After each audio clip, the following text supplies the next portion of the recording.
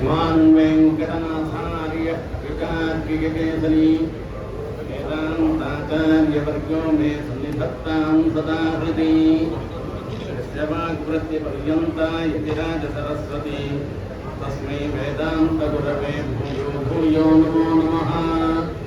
विशुद्धविज्ञानघनस्वरूपं विज्ञानविश्राणनबद्धदीक्षं दयानिधिं देहभृतां शरण्यं देवं हयग्रीवमहं प्रपद्ये।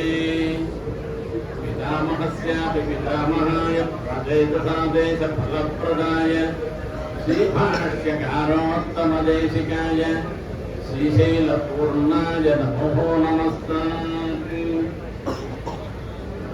திருநாநம்பிகளுடைய திருநட்சத்திர வைபவத்தில் இப்பொழுது திருவாய்மொழி தனியன்களுடைய வைபவத்தையும் தாத்பரிய ரத்னாவளியில் திருவாய்மொழியில் ஏற்றத்தை சுவாமி தேசிகன் அருளி செய்த முறையில் இந்த முதல் 10 ஸ்லோகங்களுடைய அர்த்தத்தையும் இங்கு திருமண நம்பிகள் சன்னதியில் சொல்லுவதற்கு என்ன காரணம் என்பதை கொஞ்சம் யோசனை பண்ணி பார்க்கணும்.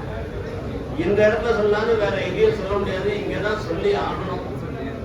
இதுக்கு என்னன்னா இந்த திருவாய்மொழிக்கு ஏற்றம் நம்மாழ்வார் திருவேங்கடமுடையான் திருவடிகளில் தன்னுடைய பரத்தை சமர்ப்பணம் பண்ணின இந்த சரணாகதி சாஸ்திரம் சரணாகதி தத்துவத்தை பிரகடனம் பண்ணின கிரந்தம் இது திருவாய்மொழி. அதை அனுஷ்டித்து காமிச்ச இடம் இந்த திருவேங்கடமுடையான் திருவடி. அதை திருமலர் திருவேங்கடமுடையானுக்கு கைங்கரியம் பண்ணின திருமண நம்பிகள் சன்னதியில இது பண்றது ஒரு உத்தமமான காரியம். திருமண நம்பிகளுடைய குமார் திருக்குறுகை பிரான் பிள்ளான் அவர்தான் முதல்ல எம்பெருமானாருடைய ஒரு ஆதேசத்தினால திருவாய்மொழிக்கு மணிப்பிரமாண நடையில் வியாக்கியானம் பண்ணினவர். ராமாயணம் தான் முதல் காவியம். அதே மாதிரி திருக்குறுகைப்பிரான் பிள்ளானுடைய தான் மணிப்பிரமாண நடையில வந்த முதல் கிரந்தம். அங்க பிள்ளான் சொன்னது அதாவது திருமல நம்பிகள் அனவரத்தம் திவ்ய பிரபந்தத்தை சாட்சியிருந்தார்னு சொல்லி பல ஐதிஹ்யங்கள் எல்லாமும் வருது.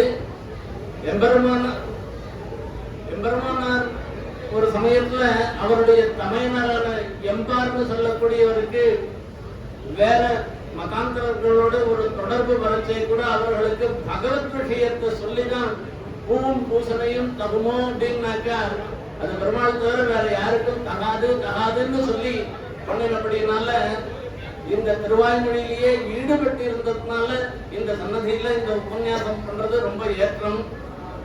இதுல அடியனுக்கு சொன்னது திருவடிதினாள் என்றும் தென்குருகூர் என்றும் மறுவினிய வன்பொருணல் என்றும் அருமறை கடந்தாதி செய்தான் அடியினையே எப்பொழுதும் சிந்தியாய் நெஞ்சே.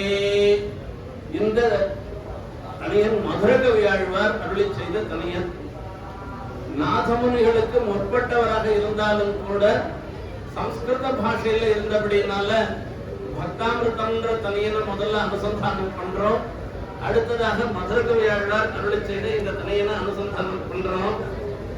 இந்த அனுசந்தானம் பண்ணச்சே மதுரகவி ஆழ்வார் அவருடைய விசேஷம் வேறென்றும் நான் அறியேன் வேதந்தம் செய்த மாறன் சடகோபன்னு சொல்லி அந்த நம்மாழ்வாரை பத்தி வேற அவரை தவிர வேற யாரையும் நான் நினைக்காதவராக இருந்திருக்கேன்னு சொன்னவர். சுவாமி தேசிகனும் 10 ஆழ்வாருக்கு ஒரு பாசுரம் பையமணி பூதத்தார்னு அந்த பாசுரத்தை சாதிக்கிறார். ஒரே இவருக்கு மாத்திரம் மதுரகவி ஆழ்வாருக்கு மாத்திரம் முழுசா ஒரு பாசுரம் இன்பத்தில் நிறைந்ததில்லைன்னு அதுல சொல்லச்சே ஆழ்வாருடைய ஒரு அனுசந்தானத்துக்கு முக்கியமான காரணம் துன்பற்ற மதுரகவி தோன்ற காட்டும் தொல்வழியே நல்வழிகள்னு மதுரகவிகள் காண்பித்த வழிதான் நல்வழி. ஆச்சாரியன் மூலமாக எம்பெருமானை அடையணும் என்பதற்காக ஆகையால அந்த மதுரகவிகள் பண்ணின இந்த கிரந்தம் அதாவது இந்த தனியன். இதுக்கப்புறமா பகவத்கீதைக்கு எம்பெருமானார் எப்படி வியாக்கியானம் பண்ணினேரோ கீதா பாஷ்யம் பண்ணினேரோ அந்த மாதிரி திருவாய்மொழிக்கு திருக்குறுகை பிரான் பிள்ளான் வியாக்கியானம் பண்ணிருக்க. அந்த வியாக்கியானங்கள்லாம் நம்ம மனசுல நினைக்கணும்னாக்க மதுர கவி காண்பிச்ச தொல்வழியாக இருக்கக்கூடிய ஆச்சாரியனுடைய அவரை முன்னிட்டு கொண்டு நாம அனுசந்தானம் பண்ணணும்ன்றது இருக்க. அந்த வழியை நாம பின்பற்ற வேணும் என்பது இந்த தனியன் மூலமாகவே தெரிகிறது. திருவழுதி நாடென்றும் என்று சொல்ற ஆச்சாரியன் மட்டும் போற்ற தகுந்தவர் அல்ல, ஆச்சாரியனை சார்ந்ததாக இருக்கின்ற தத்வஸ்து வாஸ்தாதிகே சொல்லிருக்க.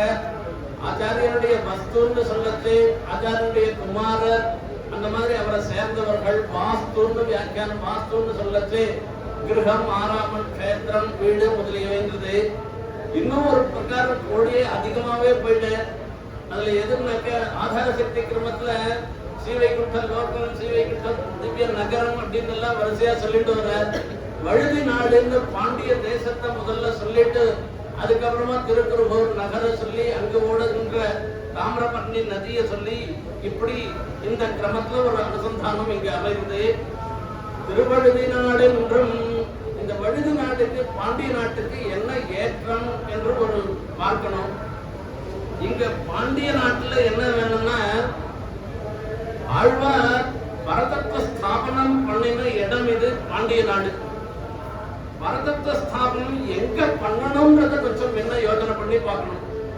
யாருக்கெல்லாம் பெருமாள் தான் பரதத்துவன்ற எண்ணம் அதுல ஒரு சஞ்சலம் இல்லாத எண்ணம் இருக்காதோ அங்க ஒன்று ஸ்தாபனம் பண்ணணும்னு அவசியம் கிடையாது.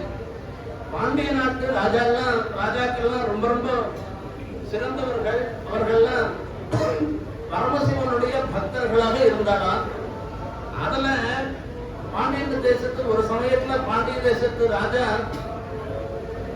இந்திரலோகத்துக்கு போயிருக்க. இந்திரலோகத்துல சேரன், சோழன், பாண்டியன் 3 ராஜாக்களும் இருக்க. ஹம்ச தேசத்துல வரக்கூடிய ஒரு உபாக்கியானம் இது. அங்க மியூசிக்கல் சேராட்டம் 2 சேர் தான் போட்டிருக்கா.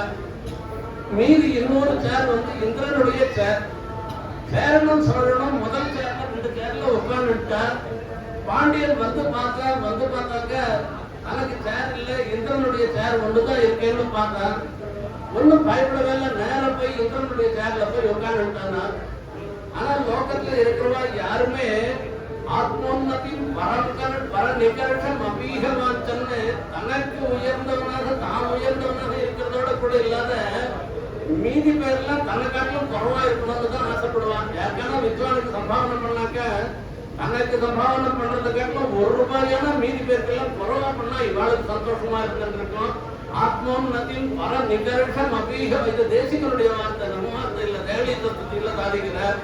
இவன் என்ன பண்ணிட்டா இந்திரனுக்கு தாங்கவே முடியல, இங்க போய் உட்காந்துட்டாரு, இவன் உட்காந்துட்டாரு அப்படின்னு. அந்த ஊர்ல மழையே இல்லாத போயிட்டோம் அப்படின்னா, நீ மழை இல்லாத போனான்னா நான் மேகத்தெல்லாம் நான் பிடிச்சு போட்டுடுறேன் அப்படின்னு சொல்லிட்டு அந்த சக்தியினால பிடிச்சு போட்டான். அவன் எங்கேயுமே மழை இல்லாத போயிட்டு இந்திரனுக்கு ஒரு காரியம் பண்ணாத முடியாது போயிட்டு.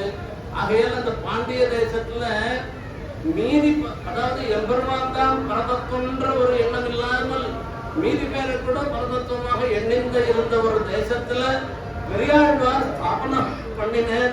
பாண்டியன் தன் நெஞ்சிதனில் துவக்கரமால் பரத்துவத்தை திறமாக செப்பின்னு சொல்லப்படினால அந்த பாண்டிய தேசத்துக்கு ஒரு விசேஷம். திருவழுதி நாடு ஆழ்வாருடைய அவதாரத்தினால மற்றொரு விசேஷம் வந்திருக்கு.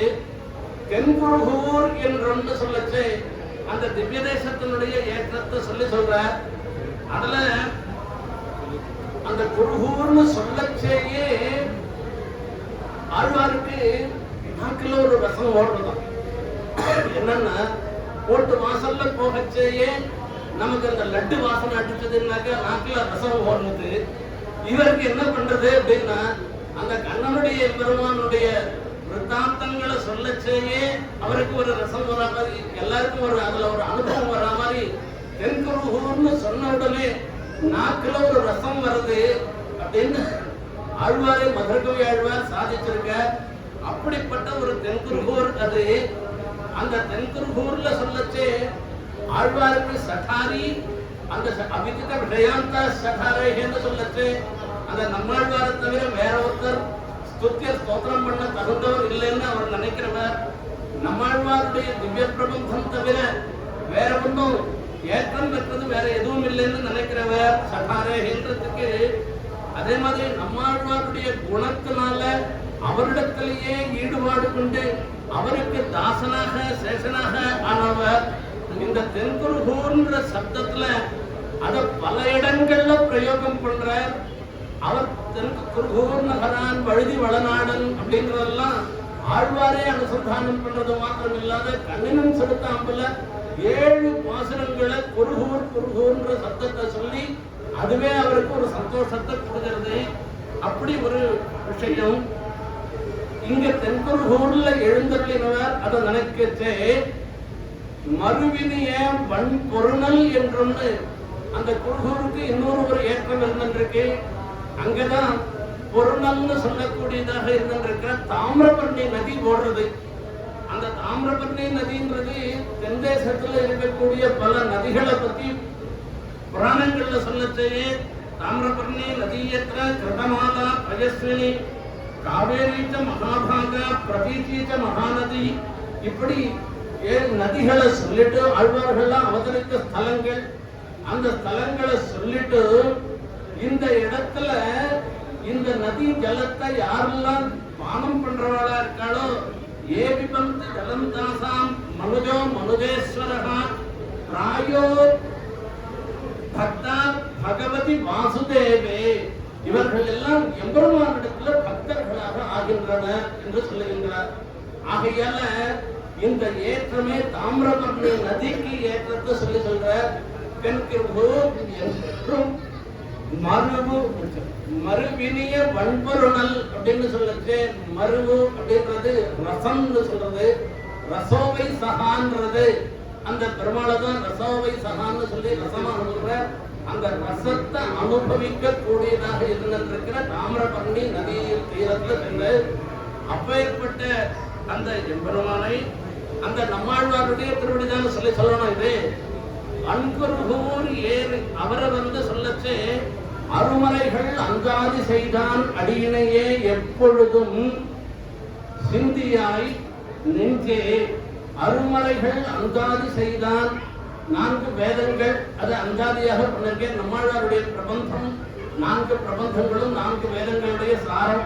இதுல மறைகள்னு சொல்றதுனால சகசிர சாக்கோபனிஷத்துன்னு சொல்றபடினால சாமவேதத்தினுடைய சாரமாக இருந்திருக்கிற இந்த திருவாய்மொழியை நமக்காக அருளி செய்த நம்மாழ்வாருடைய திருவடிகளே நமக்கு பிராபியம் பிராபகம் உபாயம் உபேயம் என்று எல்லாமாக இருந்திருக்கிறபடினால அதை எப்பொழுதும் சிந்திய சதா தியானம் பண்ணணும்னு யாரை பார்த்து சொல்றேன்னா நம்மளுடைய மனசை பார்த்து சொல்றேன். மனசு ஒரு அச்சேதனம், அதை பார்த்து சொல்ல முடியுமா அப்படின்னா அச்சேதனங்களுக்கெல்லாம் கூட சைத்தன்யத்தை உண்டு பண்ணக்கூடியது நம்மாழ்வாருடைய அற்புதமான இந்த திருவாய்மொழி.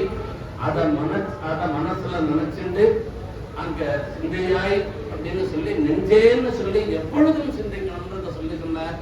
அப்பேற்பட்ட ஆழ்வாருடைய பாசனங்களை நம்ம மனசுல நினைக்கும்படிக்கு அந்த அனுகிரகம் அந்த திருமல நம்பிகளும் திருக்குறள் எல்லாமும் பண்ணணும்ன்றத பிரார்த்திச்சுண்டு இந்த சன்னிவேசத்துல அடியனுக்கு இந்த உபன்யாசம் பண்ணும் பாக்கியத்தை வழங்கி வச்சு திருமல நம்பிகள் வம்சத்தார் எல்லாருக்கும் அடியனுடைய தன்யவாதத்தை சொல்றேன். ஒரே ஒரு செகண்ட் இந்த உற்சவம் ஆரம்பித்த நாளிலிருந்து கண்ணமாச்சார் இந்த உற்சவத்தை சிறப்பா நடத்துங்க அவர் எல்லாரோடையும் கூட இருந்து நடத்தி வச்சிருந்தார். இந்த கீழே இருக்கிறவாழ்ல பார்த்து இந்த கண்ணமாச்சாருடைய தேவிகள் இங்க உட்காந்து நோட்ஸ் எடுத்துருப்பா ஒவ்வொருத்தரும் பண்றதும் இப்ப பார்த்தா அது குறையா இருக்கு. யார் நோட்ஸ் எடுக்கிறான்னு தெரியலையே, யார் உபன்யாசம் பண்றதுலேன்னு ஒரு குறையா இருக்கு. அந்த இடத்துல முகுந்தாச்சார் இப்போ அந்த இடத்துல இது பண்ணிருக்க. அது ஒரு பக்கம் அவர் சிவைக்கும் சத்துல போயிட்டு அங்கேருந்தும் இந்த கிரம நம்பிகள் வைபவத்தை அனுபவிச்சிருந்தா இருக்க புண்ணியக்ஷேத்திர வைபவத்தை அவரோட இருக்கிற ஒரு நெருக்கம் இதை சொல்ல வைக்கிறது இந்த இடத்துல அந்த ரீதியில அடியன் இந்த ஆரம்பித்த நாள்லேருந்து இந்த கிரம நம்பிகளுடைய ஒரு வைபவத்தில் கலந்துட்டு உபன்யாசம் பண்ண முடியாத ஒரு பாக்கியம் கிடைக்கிறதுக்கு அடியன் சன்னிதிங்கனாக கவிதா கல்யாண ஸ்ரீமதே வெங்கடேசாய வேதாந்த